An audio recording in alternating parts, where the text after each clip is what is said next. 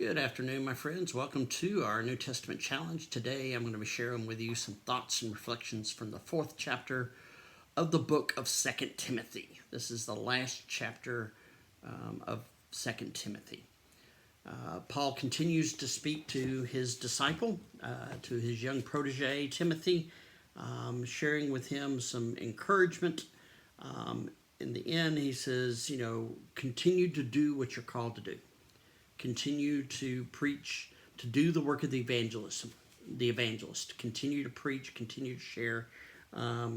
He says, proclaim the message, be persistent, convince, rebuke, encourage with the utmost patience and teaching.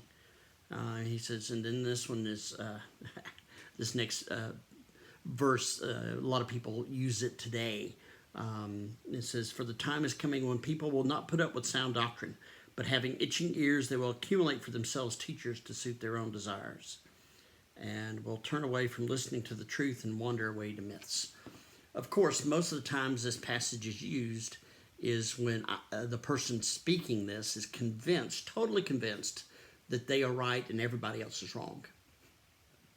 There's never a question, how should this play in for me? Do I need to double check everything I say? Could it be, and I think sometimes we get it in our minds that we are correct in this interpretation, this understanding, and that's it. It's set in stone. And there are some things that are. There's truth, but there's also grace and truth. And he talks about that. And oftentimes this one is used to beat people up. So just be careful with that passage. I would encourage you, this is, be persistent, yes. Convince, rebuke, all right, and encourage, having patience in teaching with the utmost patience. Patience talks about the relationship is most important rather than the knowledge itself. You want them to learn it. You want them to know it. You don't want to be afraid of it. You want them to love the law, love the Word of God, not be afraid of it. And so he continues on. He says, I've been poured out. I love this. As I have fought the good fight. I have finished the race. I have kept the faith. Paul knows or believes he's at the end of his life. And so he says, I'm good. I'm good. Take care of everybody. He said, there have been times when people deserted me and I was alone, but God rescued me. And for that, I'm grateful.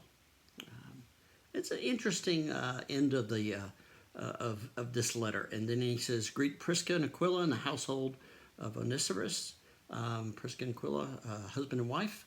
They are identified multiple times throughout. Apparently, they held church in their home.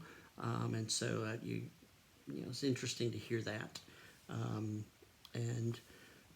Send greetings to Prudence and Linus and Claudia and all the brothers and sisters, everybody. So there's interesting to see how he finishes this up. So take care, my friends. Hope this is helpful. We'll talk to you again tomorrow.